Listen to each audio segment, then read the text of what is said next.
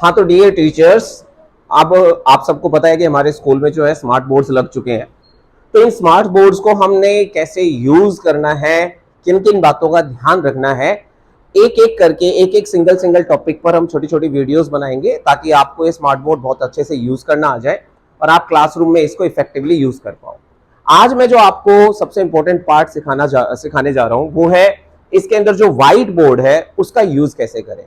तो आप देख पा रहे हो ये स्क्रीन है आपकी और इस स्क्रीन पर अलग अलग ऑप्शन अवेलेबल है। इसमें से सबसे इंपॉर्टेंट ऑप्शन है ये व्हाइट बोर्ड, आपके सामने लिखा हुआ है। आप यहां से भी सेलेक्ट कर सकते हैं, यहां से भी सेलेक्ट कर सकते हैं। तो सबसे पहले हम व्हाइट बोर्ड को यहां से ओपन करेंगे। जैसे ही व्हाइट बोर्ड आपका ओपन होगा तो अगर किसी टीचर ने व्हाइट बोर्ड पहले यूज किया है और उसने उस फाइल को सेव नहीं किया है तो यहां पर आपके पास ऑप्शन लिखा हुआ आएगा, the white board was not properly exit, do you want to load the backup file. क्या आप वो फाइल वापस लेना चाहते हो? अगर आपको उस फाइल को चाहिए या बाई चांस आपसे ही बंद हो गया है तो आप वापस से लोड पर क्लिक करेंगे तो आपकी फाइल वापस आ जाएगी। लेकिन बाई चांस आप दोबारा से नई फाइल शुरू करना चाहते हो तो आप इस कैंसिल पे बटन दबा देंगे। जैसे ही कैंसिल पे आप बटन दबाएंगे आपके पास आपका व्हाइट बोर्ड ओपन हो जाएगा। इस व्हाइट बोर्ड में सबसे बेसिक सेटिंग्स के लिए मैं आप लोगों को बताना चाहूंगा कि आपको यहां पर ये जो 3 ग्रीन डॉट्स दिखाई दे रही हैं, इन 3 ग्रीन डॉट से आपकी शुरुआत होगी। हमेशा जब भी आप कुछ करना चाहोगे तो इस 3 ग्रीन डॉट से स्टार्ट करेंगे। कैसे? आप इसको क्लिक करेंगे तो यहां पर एक ऑप्शन आएगा सेटिंग्स का, नीचे से दूसरा। सेटिंग्स पे जैसे ही आप क्लिक करोगे आपके पास एक ऐसे फ्रंट पेज खुल जाएगा सेटिंग्स का, जिसमें ऊपर लिखा हुआ है डिस्प्ले टाइम। अगर आप चाहते हो कि आपका टाइम यहां पर शो हो तो आप इसको ऑन कर दें और अगर नहीं चाहते हो तो इसे ऑफ कर दें। देखिए टाइम ऑफ हो गया। मैं चाहता हूं टाइम हो तो टाइम मैंने ऑन कर दिया। दूसरा मल्टी फिंगर, मल्टी फिंगर मतलब आप एक साथ 2 फिंगर से अगर वीडियो रिकॉर्ड करना चाहते हैं तो भी आप इसका इस्तेमाल करके कर सकते हैं। तो आपने क्या करना है, आपने जस्ट अगर आप चाहते हो कि 2 फिंगर से रिकॉर्डिंग हो तो आप इसको ओपन रखें और सिर्फ एक फिंगर से लिखना चाहते हैं तो इसको ऑफ कर दें। देन ये है आपके पास बैकग्राउंड की सेटिंग। अब इस बैकग्राउंड की सेटिंग्स में क्या है, अब आपके सब्जेक्ट पर डिपेंड करता है कि आप कौन सा सब्जेक्ट यूज कर रहे हैं। उस सब्जेक्ट के बिहाफ पर आप यहां पर अलग अलग बैकग्राउंड यूज कर सकते हैं, साथ ही साथ आप कलर अलग अलग यूज कर सकते हैं। बट मैं आपको प्रेफर करूंगा कि आप बेसिकली 2 कलर यूज करें, या तो जो ग्रीन कलर शो हो रहा है वो, या ब्लैक कलर यूज करें। जैसे देखिए अब ब्लैक कलर हो गया। व्हाइट कलर यूज करने पर थोड़ी सी दिक्कत होती है क्योंकि उसमें जो है बच्चों की आईज पर ज्यादा इंपैक्ट पड़ता है और विजिबिलिटी भी कम होती है। तो ब्लैक और ग्रीन ये 2 कलर आप चूज करें। देन अब आपका सब्जेक्ट डिपेंड करता है कि आपका सब्जेक्ट क्या है। अगर आप सिंपल व्हाइट बोर्ड रखना चाहते हो तो आप ऐसे ही एज इट इज रख सकते हो। बट बाई चांस आप मैथ्स करा रहे हो, छोटे बच्चों को मैथ्स करा रहे हो, तो आपको बॉक्स की कॉपी की जरूरत पड़ेगी। तो आप ये वाला पॉइंट क्लिक कर सकते हो तो आपके पास बॉक्स वाला पेज आ जाएगा।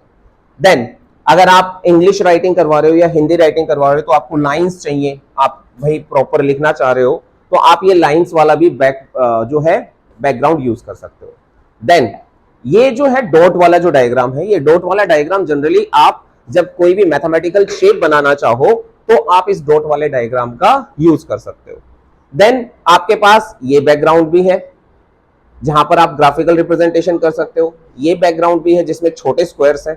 देन ये इंग्लिश राइटिंग के लिए आप यूज करो, 4 लाइन वाला जो है वो आप ये वाला यूज कर सकते हो। देन अगेन डॉट वाला है, आप इसका भी यूज कर सकते हो depending upon your subject. Generally teachers जो है वो प्लेन बोर्ड का यूज कर सकते हैं। क्या इसमें कोई और भी ऑप्शन है? बिल्कुल है। आप अपनी मर्जी का भी बैकग्राउंड यूज कर सकते हो यहां पर क्लिक करके। मान लो आप कोई शो दिखा रहे हो या आप चाहते हो कि भाई ये इमेज ही मेरे बैकग्राउंड में रहे हमेशा, तो आप यहां पर सेलेक्ट करके अपनी इमेज डाल सकते हो। तो ये हो गया कि आप किस तरीके से बैकग्राउंड की सेटिंग कर सकते हैं। ठीक है, और बैकग्राउंड का कलर और बैकग्राउंड की जो भी फॉर्मेट है वो आप यहां पर सेलेक्ट कर सकते हैं। देन उसके बाद आपका यहां पर और किसी भी ऑप्शन से कोई लेना देना नहीं है, आपने कोई टेंशन नहीं लेनी। ये बिल्कुल सेलेक्ट करने की जरूरत नहीं है, ना छेड़ने की जरूरत है, आप इसको बंद कर देंगे। अब आपका बोर्ड जो है वो सेलेक्ट हो गया। देन अगेन आप इसी 3 डॉट पर क्लिक करेंगे। जो बहुत इंपॉर्टेंट चीज क्या है कि आप काम करने के बाद जो भी काम आपने करवाया, फॉर एग्जाम्पल मान लो मैंने यहां पे कुछ लिखवा दिया, ठीक है, ठीक है, ABCD कुछ भी लिख दिया मैंने, कंटेंट बना लिया, और उस कंटेंट को बनाने के बाद मुझे इसे सेव करना है। ठीक है, तो यहां पर आपके पास ऑप्शन है save, save as, upload, QR code, email. अब इनमें से अगर आप सेव करते हो तो सेव करने के लिए जैसे ही आप इस पर क्लिक करोगे आपके पास ऑप्शन आ जाएगा। अब यहां पर आप कोशिश करना कि जो भी आपकी फाइल का नाम है वो आप रख दो। ठीक है, जैसे आपकी कोई क्लास चल रही है, ठीक है, तो क्लास 10th है या क्लास 5th है, 4th है, जो भी क्लास है, आप उस क्लास की नेमिंग और सब्जेक्ट का नाम लिखकर आप इसको सेव कर सकते हो। जैसे ही आप सेव पे क्लिक करोगे ये आपकी फाइल सेव हो गई। सिंपल। आप व्यू करना चाहे तो यहां पर व्यू ऑप्शन आएगा, आप सेलेक्ट करके देख सकते हैं कि आपकी फाइल कहां पर है।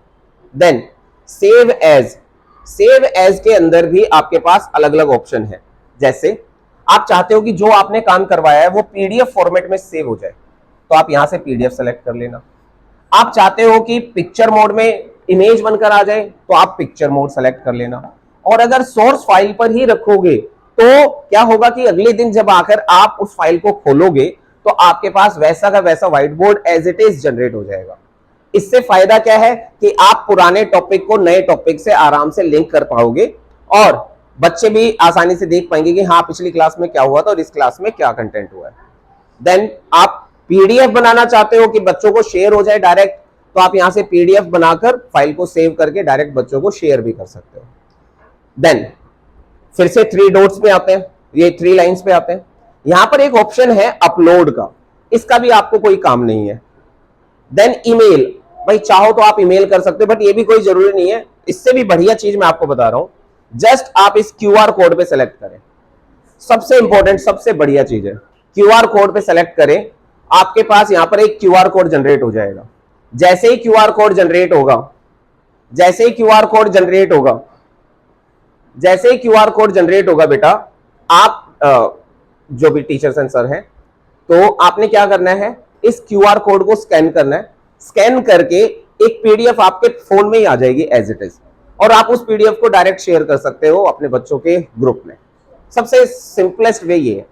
बट कई बार क्या होता है कि सर एक्स्ट्रा ब्लैंक पेजेस आ जाते हैं। आपने कुछ नहीं करना, इसको यहां पर डिलीट ब्लैंक पेजेस, जो भी ब्लैंक पेजेस होंगे वो सारे के सारे डिलीट हो जाएंगे।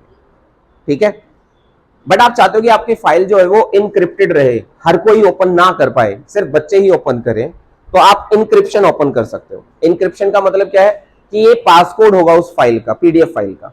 जिन बच्चों के पास ये कोड होगा वही इस फाइल को ओपन कर पाएंगे, हर कोई ओपन भी नहीं कर पाएगा। तो आपके ऊपर डिपेंड करता है, डायरेक्ट फाइल शेयर करनी है डायरेक्ट करो, बट कोई फाइल आप कॉन्फिडेंशियल रखना चाहते हो तो आप उसके लिए QR कोड जो है इंक्रिप्शन जनरेट कर सकते हो। देन तो ये तो हो गया कि भाई फाइल में काम करने के बाद किस तरीके से उसको सेव करना है और कहां पर शेयर करना है, इतनी बातें क्लियर हो गई।